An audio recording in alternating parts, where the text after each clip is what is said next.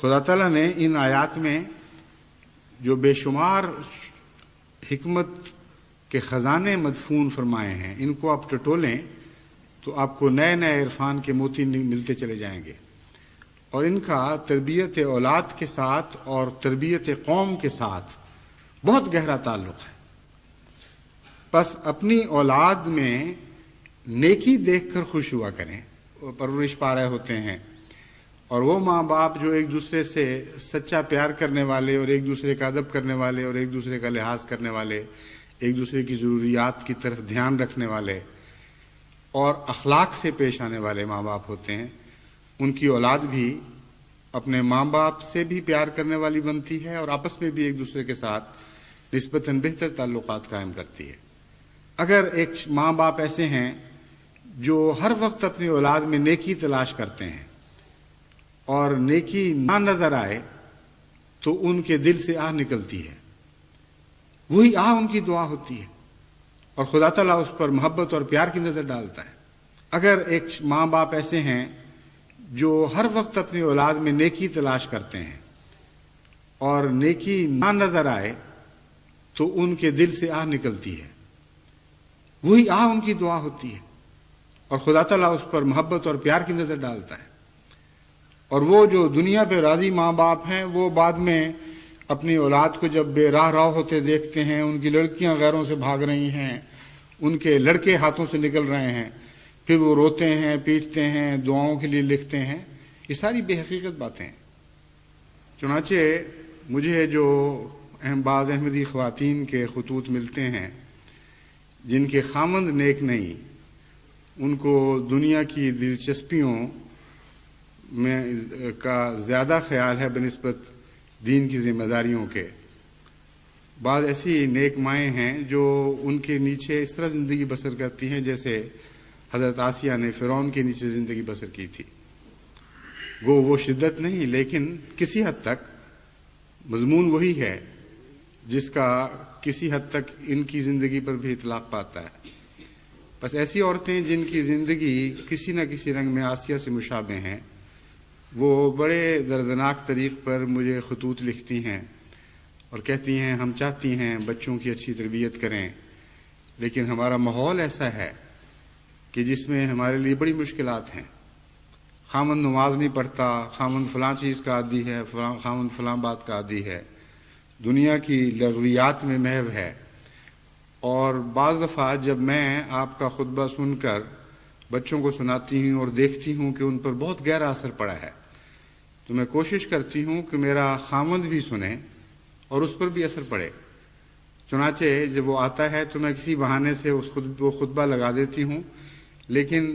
بہت دکھ ہوتا ہے یہ دیکھ کر کہ اس پر کوئی اثر ہی نہیں ہوتا، وہ دلچسپی نہیں لیتا، وہ سنتا ہی نہیں، وہ توجہ نہیں دیتا، اور بعض دفعہ کہہ دیتا ہے کہ بند کرو، یہ کیا تم نے کیا لگایا ہوا ہے۔ فرمایا وہ دعا کرتے ہیں کہ اے خدا ہمیں اپنی بیویوں کی طرف سے آنکھوں کی ٹھنڈک نصیب کر۔ وہ خامند جن کا ذکر کیا گیا ہے وہ اکثر ایسے لوگ ہوتے ہیں جن کو اپنی بیویوں سے آنکھوں کی ٹھنڈک نصیب نہیں ہوتی، اور اس لیے وہ باہر دنیا میں بھاگتے ہیں، اور اس کی بہت سی وجوہات ہیں۔ معاشرے میں کفر کی شادیاں نہ کرنا بھی ایک اس کی وجہ بن جاتی ہے۔ بعض دفعہ عورت اپنی ذات میں نہایت نیک اور سلجھی ہوئی اور وفادار اور خامد کی خدمت کرنے والی، اس کے حقوق ادا کرنے والی ہے، لیکن اس شادی کا جوڑ ملانے والوں نے خامد اور بیوی کے مزاج کا، ان کی عادات کا جوڑ نہیں ملایا۔ چنانچہ ایسا خامد گھر سے باہر گھر محسوس کرتا ہے اور گھر کے اندر یوں لگتا ہے جیسے گھر سے باہر نکل گیا ہے، اور گھر کے اندر کا ماحول اس کو اس طرح بے چین کرتا ہے جس طرح مچھلی پانی سے باہر آ گئی ہو۔ تو یہ ساری کیفیت الٹ جاتی ہے بالکل۔ حقیقت میں وہی گھر جنت بنتے ہیں جہاں انسان باہر سے جب لوٹتا ہے تو اسے سکون ملتا ہے، وہ اپنے ہلکے کپڑوں کو، بھاری کپڑے اتار کر ہلکے کپڑے پہنتا ہے اور یوں لگتا ہے اس کے سارے بوجھ اتر گئے، اور گھر کے پاکیزہ ماحول میں اسے ایک جنت ملتی ہے۔ اور اگر وہاں اس کے لیے طبیعت اور مزاج کے خلاف باتیں ہوں تو وہ گھبرا جاتا ہے. ایک یہ بھی وجہ بنتی ہے. ایک وجہ یہ بھی بنتی ہے کہ وہ خاوند شادی سے پہلے ہی بد اخلاق ہوتا ہے. اس کو گندی عادتیں پڑی ہوتی ہیں باہر دنیا میں پھر کر اپنی طبیعت کے تقاضے پورے کرنے کی، اور اس کی نظریں بہک چکی ہوئی ہوتی ہیں. جیسا کہ حضرت موسیٰ کی قوم نے یہ کہا تھا کہ ہم ایک کھانے پر راضی نہیں رہ سکتے، ایسے خاوند پھر ایک بیوی پر راضی نہیں رہ سکتے، اور ایک سے زائد بیویوں کے ان کے اندر طاقت نہیں ہوتی، نہ انصاف کر سکتے ہیں نہ وہ بوجھ اٹھا سکتے ہیں. اس لیے وہ بہکے ہوئے خاوند ہیں. اور اکثر جو خطوط ملتے ہیں ان کا زیادہ تر اس کیفیت سے تعلق ہوتا ہے. چنانچہ قرآن کریم فرماتا ہے کہ جب تک دونوں فریق ایک دوسرے کے لیے آنکھوں کی ٹھنڈک نہ بنے اس وقت تک یہ توقع رکھنا کہ اولاد سے ہمیں آنکھوں کی ٹھنڈک نصیب ہوگی، یہ ایک فرضی بات ہے. اور اس میں ایک بہت ہی گہری حکمت بیان فرمائی گئی ہے جس کا گہرا انسانی نفسیات سے تعلق ہے. حقیقت یہ ہے کہ وہ والدین جو ایک دوسرے سے آنکھوں کی ٹھنڈک پاتے ہیں ان کی اولادیں ہمیشہ ان کے لیے آنکھوں کی ٹھنڈک بنتی ہیں. تربیت میں یکجہتی پائی جاتی ہے اور ایک ہی مزاج کے ساتھ بچے پرورش پا رہے ہوتے ہیں، اور وہ ماں باپ جو ایک دوسرے سے سچا پیار کرنے والے اور ایک دوسرے کا ادب کرنے والے اور ایک دوسرے کا لحاظ کرنے والے، ایک دوسرے کی ضروریات کی طرف دھیان رکھنے والے اور اخلاق سے پیش آنے والے ماں باپ ہوتے ہیں، ان کی اولاد بھی اپنے ماں باپ سے بھی پیار کرنے والی بنتی ہے اور آپس میں بھی ایک دوسرے کے ساتھ نسبتاً بہتر تعلقات قائم کرتی ہے. اور ایسی اولاد پھر ماں باپ کی آنکھوں کی ٹھنڈک بن جاتی ہے. تو قرآن کریم نے دعا میں بھی کیسی عمدہ ترتیب پیش نظر رکھی. فرمایا پہلے یہ دعا کیا کرو کہ اے خدا ہمیں ایک دوسرے کی آنکھوں کی ٹھنڈک تو بنا دے، اور جب ہم ایک دوسرے کی آنکھوں کی ٹھنڈک بنیں گے پھر ہمارا یہ حق بنتا ہے کہ تجھ سے یہ التجا کریں کہ اب اگلی منزل بھی ہمیں عطا کر، جو اسی مضمون کی بالائی منزل ہے. یعنی پہلے ہمیں ایک دوسرے کی آنکھوں کی ٹھنڈک عطا کر، پھر ہم اولاد کی طرف سے بھی آنکھوں کی ٹھنڈک پانے والے ہوں. اور فرمایا حسنت مستقرم و مقامہ، یہ وہ جگہ ہے جو عارضی قیام گاہ کے طور پر بھی اچھی ہے اور مستقل قیام گاہ کے طور پر بھی اچھی ہے. جنت تو عارضی قیام گاہ ہے ہی نہیں، اس لیے خالدین کا ایسا ترجمہ کرنا جو اسی آیت کے اگلے حصے کے مخالف ہو یہ درست نہیں ہے. ہاں ایک پہلو سے اگر دیکھا جائے تو اس آیت کو دونوں دنیاؤں پر چسپاں کیا جائے تو مضمون خوب کھل جاتا ہے اور بہت ہی حسین مضمون ابھرتا ہے. پہلا معنی خالدین کا یہ ہوگا کہ یہ وہ لوگ ہیں جن کی گھروں کی جنتوں کی حفاظت کی جائے گی اور ان کی ساری زندگی امن اور سکون سے کٹے گی. اور کبھی یہ نہیں ہوگا کہ کچھ عرصے کے بعد بیویوں کے دل خامدوں سے بھر جائیں اور خامدوں کے بیویوں سے گھر بھر جائیں اور ان کی جنت جو ہے وہ جہنم میں تبدیل ہو جائے. مقام کو کوئی نہیں چھین سکے گا، اس پر یہ دوام پائیں گے. دوسرا خالدین کا معنی پہلی آیت کے دوسرے حصے سے تعلق رکھتا ہے، وَجْعَلْنَا لِلْمُتَّقِينَ إِمَامًا. فرمایا ان کی اولادوں کے لیے بھی یہ دعائیں سنی جائیں گی اور نسلاً بعد نسلاً یہ جنت ان میں چلتی چلی جائے گی. بس خالد سے مراد ہمیشہ کی زندگی ہی نہیں بلکہ ایک لمبے عرصے تک رہنا یا لمبی زندگی پانا بھی لفظ خالد کے تابع ہے، اس مضمون کے اندر داخل ہے. تو اس کے دو معنی ہوں گے اس دنیا کے تعلق میں. نمبر ایک کہ وہ میاں بیوی جو اس قسم کے ہیں اور ان کی اولاد جو ان دعاؤں کا پھل ہے، ان لوگوں کا گھر ہمیشہ جنت نشان بنا رہے گا، جنت کی آماجگاہ بنا رہے گا، اور ان کی نیکیوں اور ان کی سکینت میں ایک دوام پایا جائے گا. دوسرے یہ کہ ان کے ساتھ یہ گھر ختم نہیں ہو جائیں گے، خالدین فیہا، کیونکہ جن ماں باپ نے اپنی اولاد کو بھی متقی بنا لیا ہو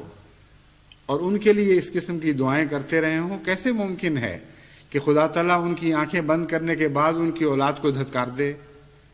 بس لازم ہے کہ لیے جن کا منفی ذکر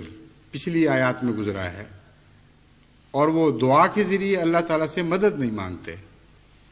ان کے متعلق فرمایا کہ ان کی برائیاں ان کو چمٹ کر ہمیشہ ساتھ رہنے والی ہوں گی، اور وہ برائیاں ان کی نسلوں میں بھی چمٹی رہیں گی اور آئندہ آنے والی نسلوں میں بھی چمٹی رہیں گی۔ یعنی ایک بد گھر دوسرے بد گھر کو جنم دے گا اور پھر وہ نسل اگلی بد نسل کو جنم دے گی، اور اس طرح یہ گندگیاں اور یہ بدیاں معاشرے میں بڑھتی چلی جائیں گی اور آئندہ نسلوں میں پھیلتی چلی جائیں گی۔ تو اس آخری ٹکڑے میں پچھلی تمام آیات کا خلاصہ مثبت رنگ میں بھی پیش فرما دیا اور منفی رنگ میں بھی پیش فرما دیا، اور یہ بھی بتا دیا نیکی اپنی انتہا کو بھی پہنچی ہو اور خدا کے ہاں قبولیت کی سند پا چکی ہو، اس کے باوجود ایسے حادثات ہو سکتے ہیں۔ اس لیے عجز کا مقام یہ ہے کہ انسان دعائیں کرے اور خدا تعالیٰ کے حضور یہ ہمیشہ عرض کرتا رہے کہ اے خدا تو ہی ہے جو چاہے تو ہم میاں بیوی کو ایک دوسرے سے آنکھوں کی ٹھنڈک عطا کر اور ہماری اولاد کو متقی بنا دے، کیونکہ ایسی اولاد کا امام بننا، یہاں امام سے مراد باپ کا یا ماں کا معنی رکھتا ہے، یعنی دونوں کی چونکہ مشترکہ دعا ہے اس لیے ماں بھی امامت میں شامل ہے اور باپ بھی امامت میں شامل ہے۔ تو مراد یہ ہے کہ اے خدا ہمیں ان نسلوں کا ماں باپ بنا جو متقی ہوں، اور ان کے بغیر ہمیں آنکھوں کی ٹھنڈک نصیب نہیں ہوگی۔ اس میں ایک اور معرفت کا نقطہ تربیت کرنے والوں کے لیے بیان فرما دیا، جس کو بھلا کر پھر لوگ تربیت میں بے شمار غلطیاں کرتے ہیں۔ فرمایا اگر تمہیں تقوی کے سوا کسی اور چیز میں آنکھوں کی ٹھنڈک نصیب ہوئی تو یاد رکھنا نہ تمہارے حق میں یہ دعا قبول ہوگی نہ تم اولاد کی تربیت کے اہل بنو گے۔ اگر تم آنکھوں کی ٹھنڈک ان کی دنیاوی ترقیوں میں ہی دیکھ رہے ہو، اگر تمہیں اس بات کا پر فخر ہے کہ بیٹی سنگھار پٹار اچھا کرتی ہے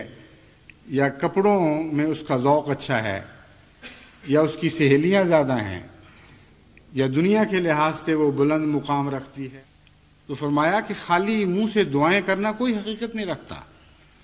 جب تک اس مضمون پر تم عمل کرنے والے نہ ہو،